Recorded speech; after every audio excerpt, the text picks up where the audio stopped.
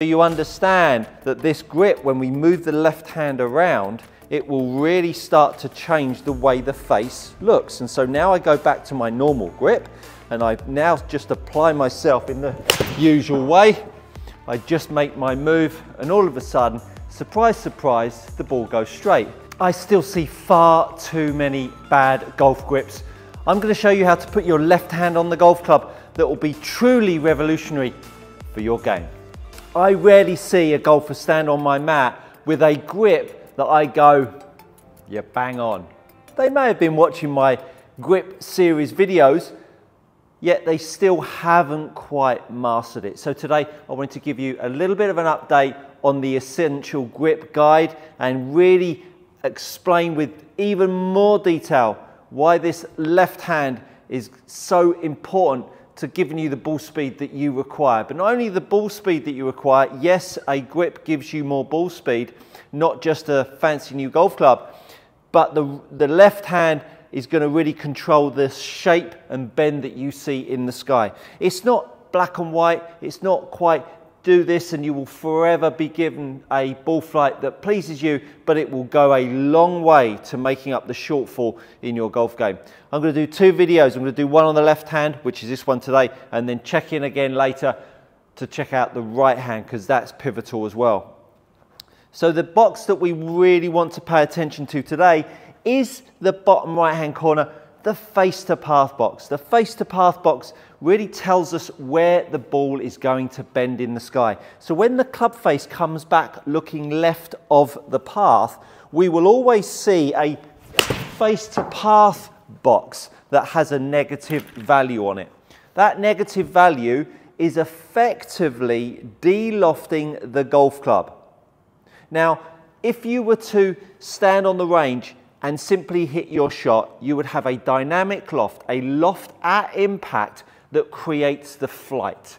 Then you would have either bend right or bend left. That dynamic loft is essentially what you're feeling as a golfer to the speed the ball comes off the golf club with. What affects that dynamic loft is how much you hit down and the face to path value. The face to path value, if it is negative, is going to reduce that dynamic loft value and make your ball speed increase. It's that cut and dried. There's other components, but the two biggies when it comes to TrackMan is the attack angle and the face to path.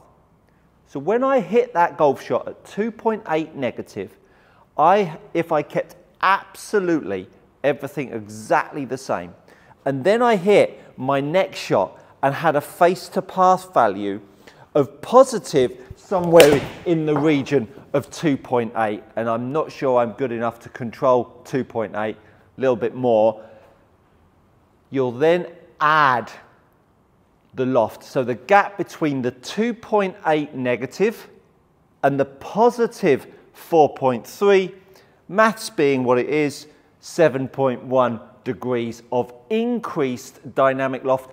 So that golf ball will, as I say, if everything was perfectly the same, would have had over 7 degrees more loft on it.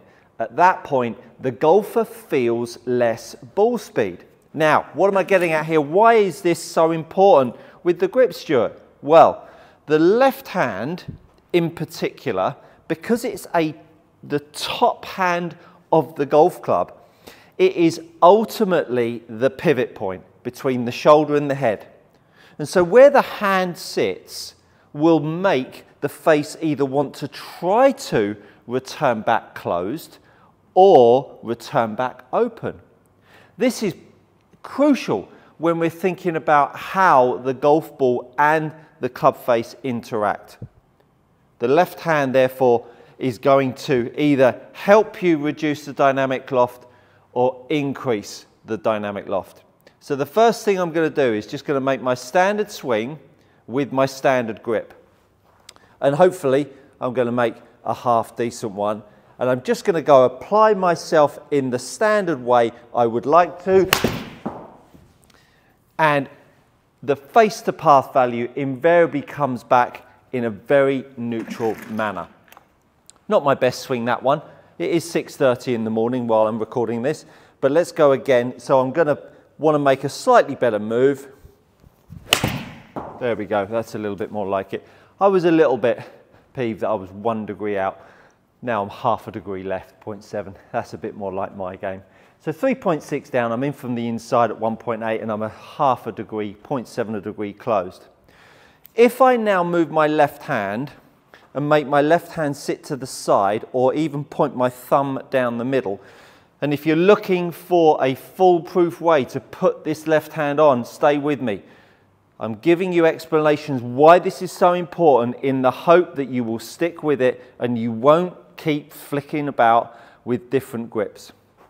So now I'm going to make my left hand weaker, put my thumb down the middle, and really we've always seen as this is strong, this is weak. It's not quite as clear cut as that. So thumb down the middle, and I'm now going to make my golf swing. So you see this left thumb down the middle, this left wrist and left forearm is really quite straight. Now I'm going to make my standard move and try to make myself create exactly the same feelings that I create normally.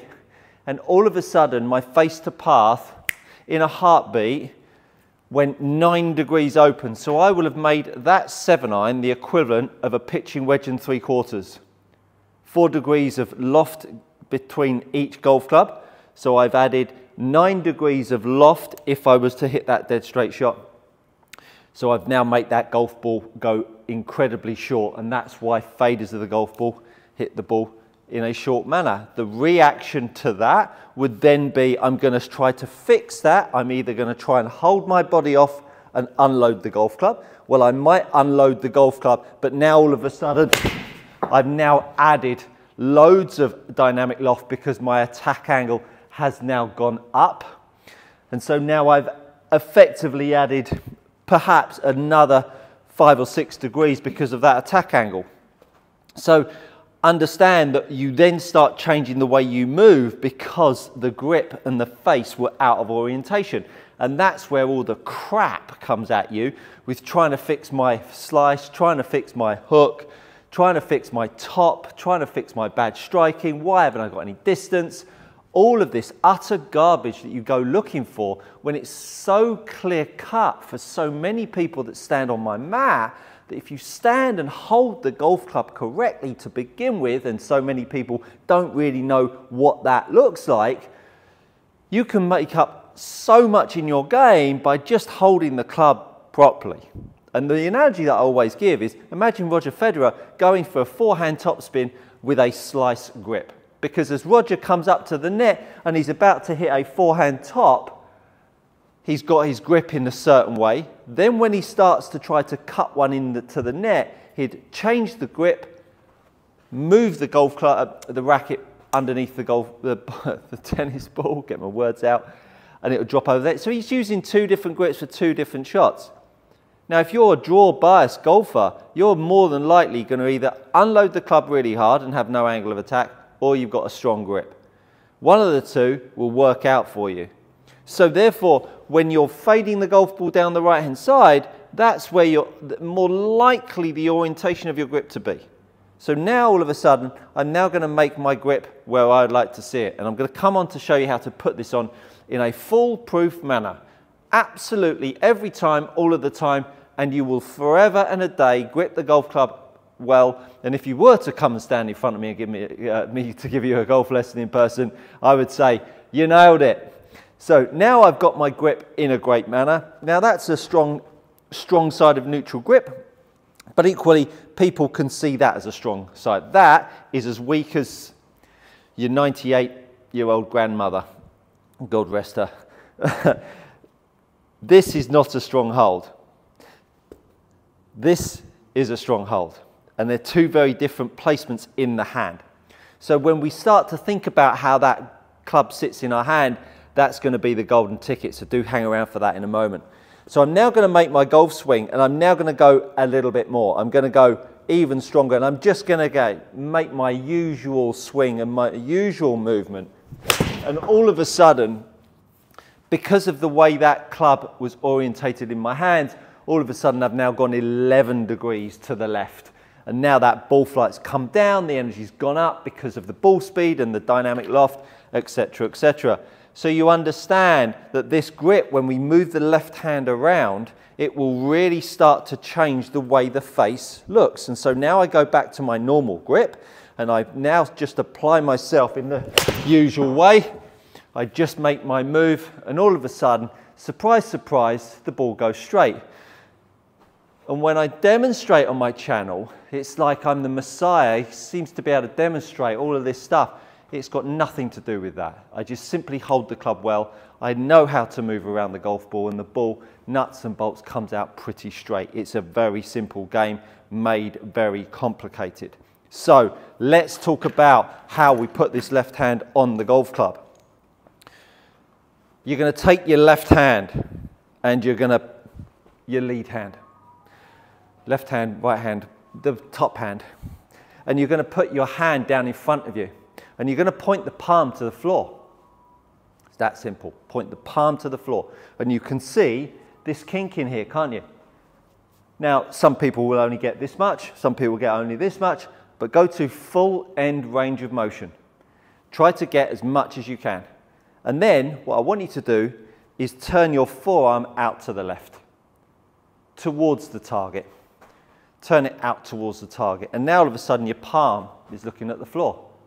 Lift your hand up and now put the grip across the tops of your fingers and then grip it. Now all of a sudden, that's where the left hand will look. You'll see that the club sits in the base of the fingers. You'll see I grip it with my fingers, and now my left thumb sits down the side of the golf club. I can now push my handle forwards, and all of a sudden I've got my left hand in a spot that looks something like this.